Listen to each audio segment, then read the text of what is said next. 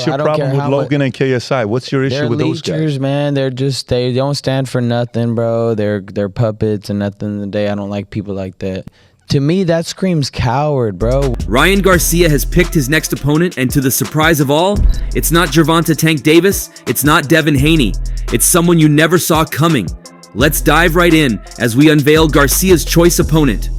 I mean, I had a vision to fight Fondura at 154. I don't know why. I just feel like I could knock him out. I know that's really, really random. There's no iota of exaggeration in saying the past few days have been the best days of Ryan Garcia's entire life. He got the biggest win of his career, and his boxing future has never been brighter than this. Talk about having the luxury of handpicking your next opponent. You know only a champion enjoys that. But even without a belt, Kingery has taken up the role of a champion. There's no better proof for this than in his post-fight press conference, where after being introduced as a legend by the face of Golden Boy Promotions, Oscar De La Hoya, he made comments about his choice opponents. But really, let's take a look at how Ryan Garcia, whose career has merely been limited to eye-catching sights of social media antics and endless scenes of mental disorders, suddenly moved from perhaps the lowest point of his career to his very peak. It all began as Ryan Garcia secured a stunning upset over Devin Haney, knocking his fellow American down 3 times en route to a majority decision victory at the Barclays Center. Out back. Oh, and down goes Devin Haney! He may be a one-trick pony, but that trick is enough! That left hook is lethal! Garcia had missed the light welterweight limit by 2 pounds, and as a result was not eligible to win the World Boxing Championship title that had earlier been placed on the line, while his recent erratic tweets and behavior in Fight Week led many to question whether the contest should go ahead. But in one of the biggest boxing upsets of the year, Garcia floored his rival in the 7th, 10th, and 11th rounds, enough to earn the nod from 2 judges by scores of 115, 109, and 114, 110, while a third saw it 112 in Brooklyn. Garcia, who had a point deducted in the 7th for punching on the break, has now won 25 of his 26 bouts and 2 in a row since his only professional defeat to Gervonta Tank Davis 12 months ago. Haney, the former undisputed world lightweight champion who won a 140 lb title with a dominant points win over Regis Prograis in December, slipped to his first defeat in 32 fights. And just like that, Ryan Garcia is atop the boxing mountain. He's not a world champion thanks to a weight miss prior to Saturday's fight with Devin Haney, but that was a mere footnote by the time 12 rounds were complete, and Garcia, a prohibitive underdog, had dropped Haney 3 times on the way to a majority decision win. It was easily the most significant achievement in a career that he began as a 17-year-old in Tijuana and was still attempting to rebuild after a 7th round KO loss to Gervonta Davis in a pay-per-view main event exactly 1 year ago, Monday, in Las Vegas. The atmosphere at the Barclays Center was electric, according to longtime HBO blow-by-blow man Jim Lampley, who was ringside in Brooklyn co-hosting a chat for PPV.com. Several reporters asked me during the week, what can Garcia do to disrupt Haney's craft advantage? He told Bleacher Report. Not really knowing but guessing, I told them all, he may only need to land 1 left hook. Boom! I was right! He has an amazingly quick trigger and A-bomb power. By the way, what was the most irrational bet? Garcia by decision. Presto. Theater of the unexpected. According to Lampley, his left hook was what opened this huge door for Ryan Garcia. And like it was said, he's been basking in the luxury of handpicking his next opponent. Accompanied by Oscar De La Hoya in the post-fight conference, when questioned about the possibility of a fight against Gervonta Tank Davis, Garcia wasn't hesitant to shun those claims. He said, I don't think Tank is going to beat Frank Martin, but if he did, he wouldn't fight me because I'm moving up. I'm going 147. I can't make freaking 140. I never even technically fought at 140. I fought every time at 143. My body can't literally go lower than 143. It's impossible. I tried every technique, but I can't do it. Okay, I don't think Tank's gonna beat Frank Martin, but if he did, he wouldn't fight me because I'm moving up. I'm not doing 140. I'm going 147. I can't make fucking 140. I never even technically fought at 140. I fought every time at 143. And then Oscar De La Hoya interrupted. The only way he's going to fight Tank Davis is to catch a catch weight, okay? At 45-44, just the way they did it to him. Now he's the man. Now he's the face of boxing. The only way he's gonna fight Tank Davis, it's a catch weight, okay? At 45, 44, just the way they did it to him. Oscar De La Hoya's statement was greeted with applause across the room, like truly Ryan Garcia has now become the face of boxing. Well, the face of boxing has just shunned the idea of fighting the one who gave him the very first defeat of his career. One who's not just a worthy opponent, but a world champion that has the ability to pull crowds and break pay-per-view records. But like it was said earlier, Ryan Garcia is at the very peak of his career, and at this point, he makes the decisions himself. And the most shocking response came after he dismissed any possibility of a fight against Gervonta Tank Davis, as he also seemed not to be buying the idea of a matchup against Devin Haney as well. And you know why this was shocking? It's because he had earlier spoken about his preference for a rematch against Devin Haney immediately after the fight. And not only him, but even Devin Haney. Devin Haney would surely not dismiss claims of a rematch, as he would be looking for every means to revenge and level the scoreline between himself and his age-long rival once again. Once the match was over, Devin Haney, in his post-fight interview, proved himself as a brave warrior, fearless of even the deadliest adventures. He again spoke about the possibility of another fight with Ryan Garcia, despite the brutal beating and repeated knockdowns he received in the hands of Kingery during the bout. This came after Kingery had earlier said, "Come on guys, you really thought I was crazy? You all lost your own minds. You guys over-exaggerate everything. Thank you everybody in this arena. Thank you NYC. I love you guys. I want to come back to NYC. I love NYC," he said. And when he was explicitly asked if his comeback really meant a rematch against Devin Haney, and if he would love to do a fight against Devin Haney again, he said, "Yeah, let's run it back." Devin Haney had a similar opinion too, viewing the rematch as the perfect platform to level the score for between them. He said, "Back here, Ryan. This was an amazing fight. You guys are longtime rivals. Is this a fight you'd like to do again?" Yeah, let's run it back. Haney had earlier expressed disappointment in his performance. However, he braced up and sounded impressed when he spoke about his strength and willpower to see the bout till the end. He then added, "But I showed that I can fight after a knockdown and get hurt." He then spoke about the rematch, saying, "Of course, I thought it was a close fight. I would love a rematch. I gave him a shot. It's only right he gave me a shit too. I'm still the champion, so we can run it back." Alhamdulillah, Allah is a perfect planner. I'm disappointed with my performance, but I showed that I was a true champion, and that I could fight after being knocked down and being hurt a little too much. But alhamdulillah, Allah is a perfect planner. He makes no mistakes. Haney, of course, would be a fool to take the fight if Garcia weighs in 1 ounce over 140 pounds the next time, $1.5 million or not, but that's not even the case anymore, as Ryan Garcia also ruled out a fight with Haney, as he seems to be enjoying his ride as an untitled world champion. With Ryan Garcia's decision to go up and not go down, a rematch against Devin Haney has become more difficult to fix.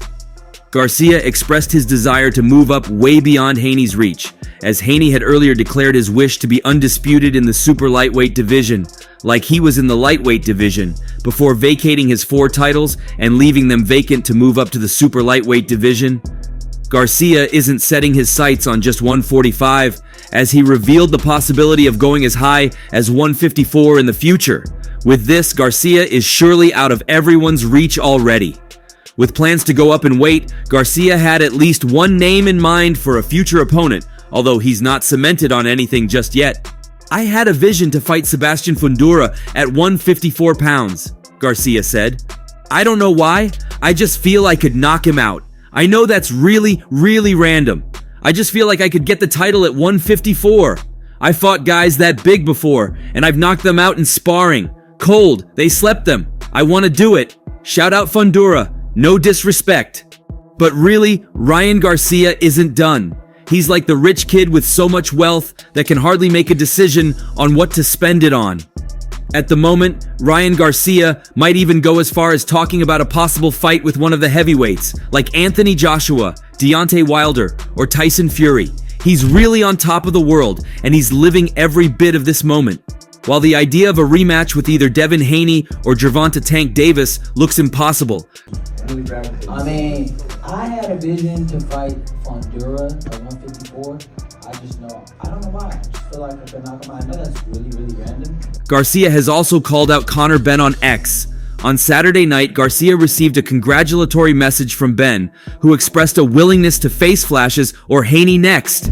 He tweeted, "Great performance from Garcia, I called it. Credit to Devin Haney for getting up off the floor 3 times. I will fight any of these guys." Surprisingly, Ryan Garcia agreed.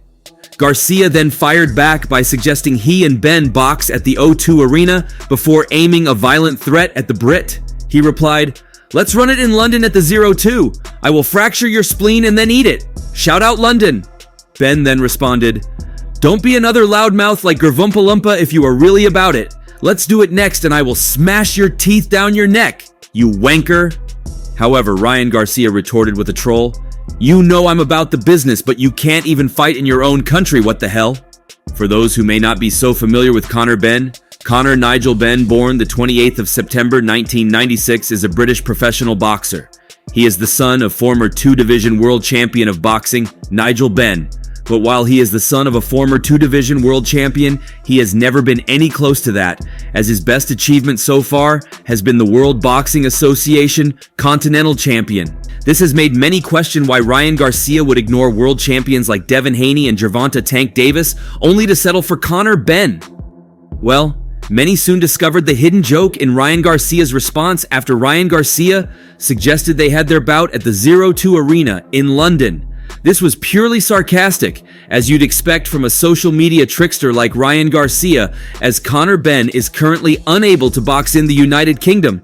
His ban came after testing positive for clomiphene on 2 occasions in 2022, on the 25th of July and the 1st of September respectively, during routine voluntary anti-doping agency tests as part of the World Boxing Council's Clean Boxing program, and in the build-up to the subsequently cancelled bout against Chris Eubank.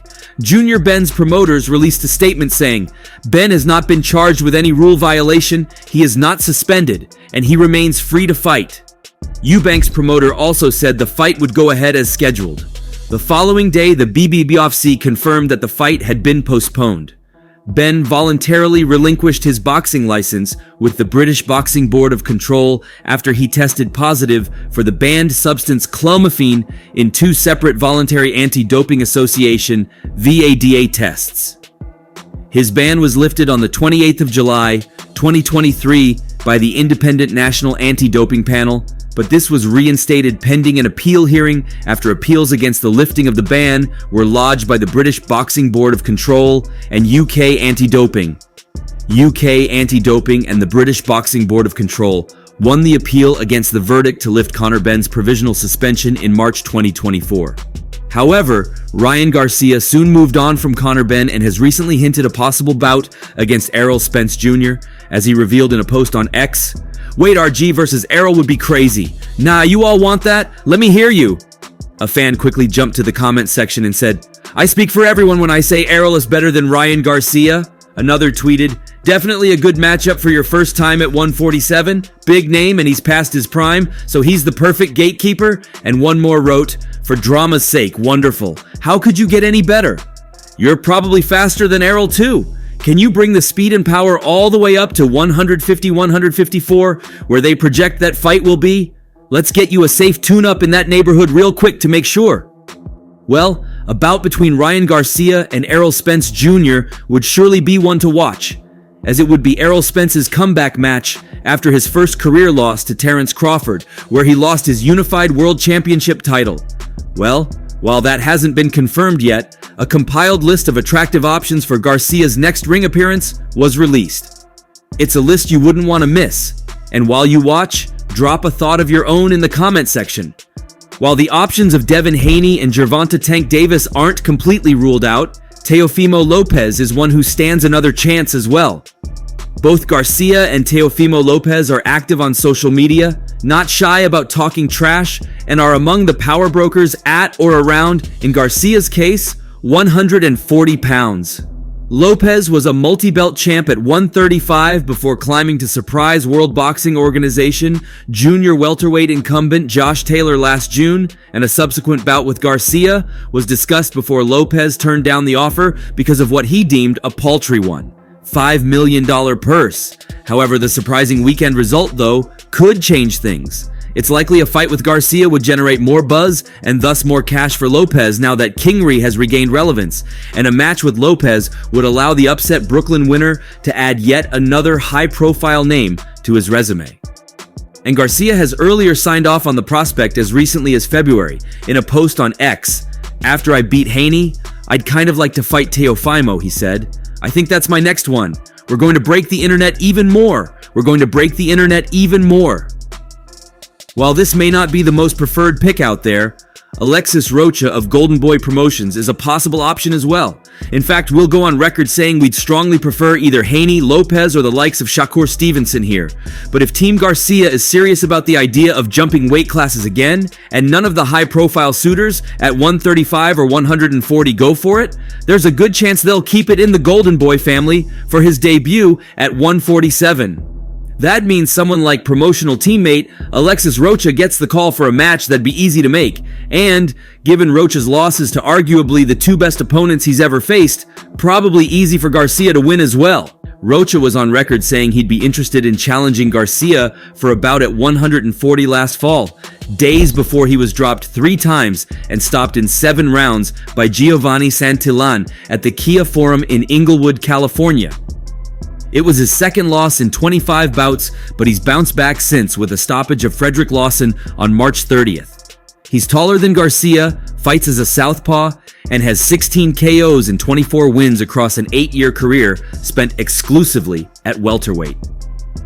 Of course, if he's not deemed worthy, then De La Hoya could always turn to another Golden Boy client like Virgil Ortiz Jr., though he may be saving that one for an encore, assuming the transition to 147 goes well. However, nothing would shake the internet more than a bout against Jake Paul.